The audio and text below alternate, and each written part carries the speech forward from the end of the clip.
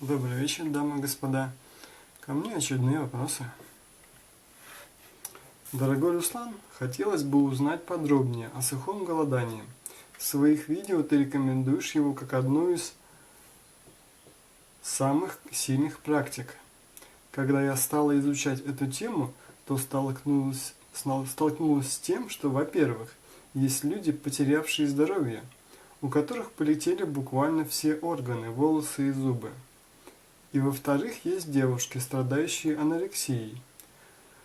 Очень хочется практиковать очищение, но боюсь за здоровье и за внешность. С чем могут быть связаны такие проблемы? Как узнать оптимальное время голодания для своего уровня? О голодании я могу писать книги, рассказывать много, отвечать на очень многие вопросы. Потому что я, кстати, по голоданию не прочитал ни одной книги.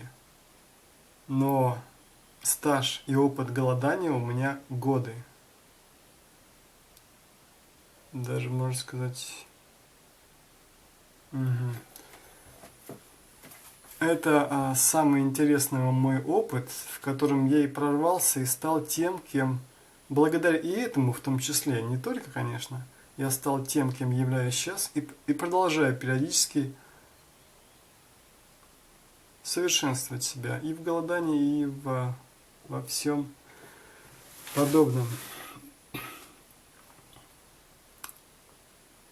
Голодание это вообще супер техника, методика, средство и инструмент исцеления от 99% болезней, психологических, физических, разнообразных, лечится как раз сухим голоданием. А после полного выздоровления при применении этих техник начинается уже чувствительность и начинаются сверхспособности, потихонечку, не спеша. Но это уже относится к духовным практикам. Вот как голодание, сухое лечебное, если вы наберете в интернете, вы много оттуда почерпнете, как люди проводят и чего достигают через это. Вначале выздоравливают, а потом начинают самосовершенствоваться через это. И эти вопросы сейчас и обсудим, которые мне задали. Столкнулась с тем, что, во-первых, есть люди, потерявшие здоровье, у которых полетели буквально все органы, волосы и зубы. Здесь голодание ускоряет все процессы, кармические в том числе. И болезни могут ускорить или реализацию. Здесь еще надо внимательно смотреть, от чего у вас полетели. Полетели, вот слово полетели, что-то. Зубы, волосы, органы. Вообще-то голодание, наоборот, восстанавливает органы, то есть оно активизирует иммунную систему настолько, что она из ослабленной начинает функционировать все лучше. Это сравнимо с очищением, с проработкой, как-то апгрейдом компьютера, да, очисткой, генеральной уборкой можно еще сравнить, с техническим ремонтом автомобиля или какой-нибудь электронной техники, после которого с евроремонтом тоже можно сравнить. А в основном голодание наоборот активизирует все и начинает исцелять. А вот тех, у кого полетели что-то там, здесь надо внимательно смотреть, как они голодали, что в перерывах ели. Если вы голодаете, потом начинаете есть мясо или соленое, то, конечно, здесь такие крайности. Или что там у вас? Или вы продолжаете свои вредные привычки. Некоторые курят при голодании, некоторые кофе балуются. Поголодали, а потом ударные дозы кофе. Ну, не просто, даже не ударные, а обычные дозы кофе. Или резкие выходы из голодания через сухую пищу, через мясную или жирную. В голоданию надо подходить очень постепенно, мягко, желательно. Хотя я впервые заголодал в свои 20 лет, это 25 лет назад примерно. И я не постепенно начал, я сразу сделал прыжок на 5 суток. Я даже не намечал столько, а так получилось. Я просто стал голодать. Сколько получится? Проверить себя решил. Ну, я знал, что от этого у меня болезни-то там и не было. Мне интересно было сверхспособности, которые я и заработал в итоге. Заработал, да. 5 суток сразу с первого дня, с первого раза. После я довел до 8 суток подряд, сухого, без воды и еды. Ну и множество разных таких вот от 1 до 5 суток, вот там 4, 3, 2, очень много-много вот таких очистительных голодовок и восстановительных я проводил в течение многих лет. За счет этого я и поднимался, очищался и зарабатывал вот все эти возможности, которые сейчас. И по поводу зубов. Если еще после голодовки вы злоупотребляете сладким или каким-то вот, ну, или кислотой какой-нибудь, особенно химической, но в основном на сладком, зубы начинают лететь из-за ударных доз сладкого. Или, хотя они причины выпадения того или другого. Кстати, вот еще что. Волосы могут выпадать. Кстати, тоже это проблемы. Я знаю ситуации, которые наоборот. То есть у человека выпадали волосы, он начал проводить голодание, и у него выросли новые, пушистые, чистые, шелковистые. И женщина это буквально была. И она сейчас, у нее свои родные, то есть она восстановилась с помощью голодовок. По поводу зубов здесь причины выпадения зубов вообще-то не от голодания, а там другие психологические или какие-то. Ну, у каждого человека свои. Так. Или не выпадение, а скорее всего кариеса. И так. Органы. Вот органы как раз начинают восстанавливаться. Но может меняться восприимчивость. Вот эти проблемы. Вообще я не слышал, чтобы от голодания летело что-нибудь. Наоборот, восстанавливалось. Но если у кого-то что-то такое начиналось или где-то, то это не из-за голодания. Причину как правило, те, у кого летят, и те, кто пробует голодание, например, и у нее обостряется какая-то болезнь. Кстати, в первые дни голодания могут быть обострения чего-то. Но после этого, хотя наоборот, в основном идет восстановление тут же, то есть облегчение. Это либо слухи, либо есть такие люди, если есть, то у них не из-за голодания, в общем. Хотя, если вы при голодании, если это вынужденное голодание, вот еще, то если вы испытываете отрицательные эмоции, вот из-за чего вы голодаете? А вот из-за того, если вы испытываете продолжительные отрицательные эмоции, из-за этого пришли в голодание, и продолжаете, вот, то есть голодаете и испытываете их, то вот из-за этого у вас начинается проблема, болезни психологические, так и физические. Причина не в голоде, а в том, что в основном в другом. Так, во-вторых, есть девушки, страдающие анорексией. А вот еще, если вы... Так, ладно, это позже придем к этому. Анорексия. Ну, страдающие или выбирающие анорексию? Вообще-то есть... кстати, анорексия в последнее время это даже достижение. Многие девушки намеренно, добровольно выбирают анорексию. Просто других начинают осуждать там, или пытаться там стыдить, или что-то там, или критиковать. И поэтому этим, кажется, им начинают, то есть слушая, воспринимая взрослых, некоторые слабовольные девушки могут и действительно воспринимать это болезнью. Но это выбор человека, это эксперимент. А похудеть до такого состояния, чтобы там кожа до кости, конечно, если человек, смотря для чего это делает и как он это доводит, каким способом. Анорексия бывает у тех, кто и не знает, как питаться, и, ну, хотя там питание, вот, ну, знаю, кофеманов, то есть человек начинает питаться только одним кофе и доводит себя до анорексии, но здесь это относится к нездоровому питанию. Или там одним чем-то, например, мясным, соленым, животным жиром или какой-то переработанной химической или термической, то есть пищей. То есть он голодает или мало ест и потребляет нездоровую пищу. Здесь анорексия вполне естественна. Но если вы начинаете сыроедить, а сыроедить это есть, это значит сыроедов много разных, но сыроедение здоровое это питание живыми плодами, из которых еще может вырасти плод, дерево, куст. Ну вот, живые плоды. Это фрукты, овощи, орехи, если вам они вкусны.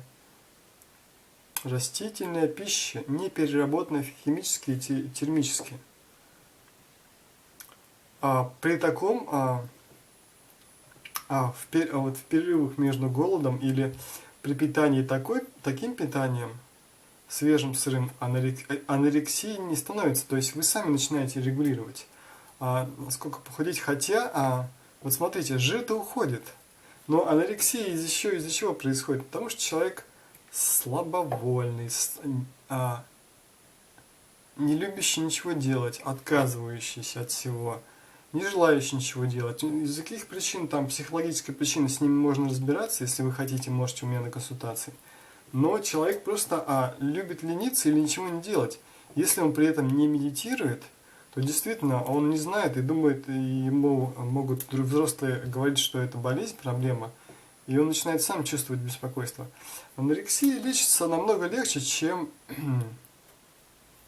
Вот от анорексии легче исцелиться, то есть начать есть, но не все подряд, а вот внимательно смотреть, какая пища влияет и как. Хотя я могу анорексиков выводить, или вот тех, у кого анорексия, выводить до того состояния, до того веса или до того тела, которое им больше нравится. С анорексией, с теми, у кого анорексия, легче работать. Вот мне так точно. Раз они смогли проголодать или довести себя до анорексии, то потолстеть проще, чем похудеть большинство людей сегодня. У большинства людей проблема с весом лишним, а это у процентов в России, процентов у 80 или 70, наверное. Хотя смотря какое население смотреть. Тех, у кого анорексия, такой процент маленький, что буквально какой-то 0 какой-то процент. Поэтому это даже достижение. Некоторые все больше кого-то мечтают об анорексии. Но это поправимо. И смотрите, если вы занялись голоданием, здесь еще хорошо постепенно делать. Если получается резко, можете пробовать резко, значит вы уже готовы. И почему у меня получилось вначале на 5 суток прыгнуть? Потому что я этим занимался, как обнаружилось, в прошлых жизнях. То есть я был подготовлен, я разгонялся до этого в других жизнях. Поэтому, если у вас не получается много дней голодать сразу с места, значит вы еще не готовы, и для этого хорошо разгоняться потихонечку. То есть один день проголодали, потом перерывчик в сутки, например, потом 1,5 или 2 получается, то есть потом перерывчик в сутки 1,5-2, потом 2-3 дня, потом перерывчик от суток до 3, потом 4 дня, потом перерывчик вегетарианский или лучше стоический. Вот так вы сможете безболезненно разгоняться до многодневного голодания, в котором у вас начинается исцеление всех болезней, и после полного оздоровления у вас начинается вырабатывать чувствительность, потом сверхчувствительность, а потом сверхспособности экстрасенсорные и многомерные. и их там все больше и больше, что можно в себе вырабатывать. А по поводу худения, так если вы не занимаетесь физическими упражнениями, естественно, у вас будет не только жир уходить, а и мышцы. И анорексия – это от лени или от апатии, я бы сказал. Когда вы ничего не хотите делать, ну и не есть, и не пить, и ничего остального, тогда у вас и мышцы начинают уменьшаться до кости могут почти что. Ну вот, анорексия – это апатическое отношение к жизни. Хотя здесь не только, конечно, есть и другие. Но если вы начинаете делать физические упражнения, то у вас жир-то и перестаете есть и пить, или только пьете там воду, или так скудно питаетесь. То есть, при котором, когда вы уже стали анорексиком, или боитесь им стать, или приближаетесь к этому, так вы хотите получить совет, он очень простой. Начинаете делать физические упражнения. Вы их можете найти в интернете. Именно те упражнения, какие части тела вы хотите увеличить. Например, мужчины хотят плечи увеличить. Для этого есть определенные упражнения. Хотите пресс себе сделать, например, в кубиках. Тоже упражнения есть. Они очень простые. Для этого даже не нужны тренажерные залы, даже не нужны гантели и какие-то железки. Эти упражнения можно делать со своим телом. Лежа, сидя, приседать, чтобы ноги были сильные. Приседания делать, чтобы был пресс. На кровать ложитесь или на коврик вот с кровати и начинаете поднимать туловище или ноги. Хотите, чтобы руки были сильные, или вот грудь, отжимания. Ну, что вы хотите, там бицепсы, трицепсы. Для этого тоже гантели даже не нужны. Любые тяжелые предметы, даже обычную бутылку, знаете, пластиковые, 2-литровые, даже можете 5-литровые такие, 1,5-литровые, 3-литровые, такие наполнять водой и поднимать. Кстати, безопасно, самые безопасные гири, потому что если вы роняете их, то они не ломают пол, не царапают, а мягко приземляются.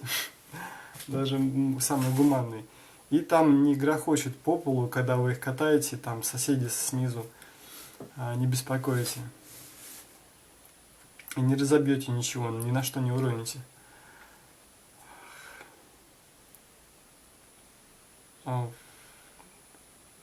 До упражнений со своим телом можно много делать. И так вы можете вместо мышц делать свое красивое тело. Обычная зарядка. 5 минут, 10 минут, да можете больше. Но здесь тоже лучше начинать, если вы не занимались физическими упражнениями, начинать с одного раза. То есть сегодня сделали чуть-чуть, минимум, 1-2 отжимания, пресса тоже.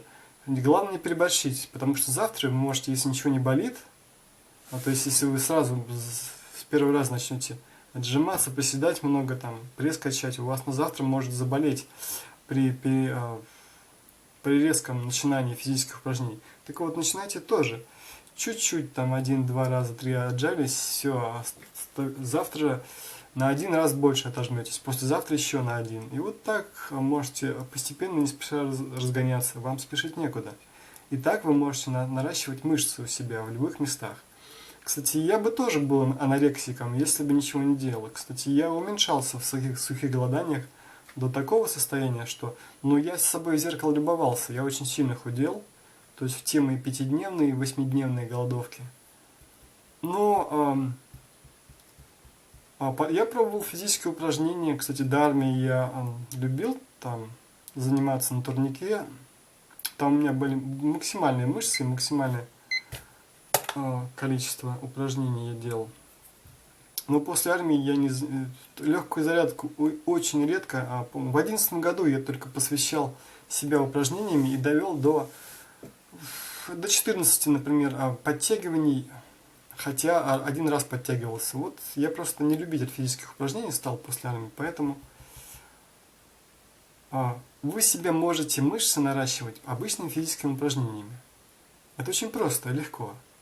И вместо жира у вас просто будет мышцы, это красиво, поэтому здесь проблем нет.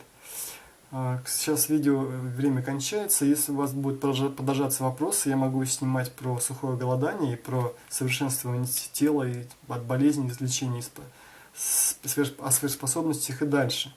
Если вы будете задавать вопросы, через сухое голодание, самый такой инструмент, я могу объяснять, как все делать. Поэтому задавайте вопрос на стене, я могу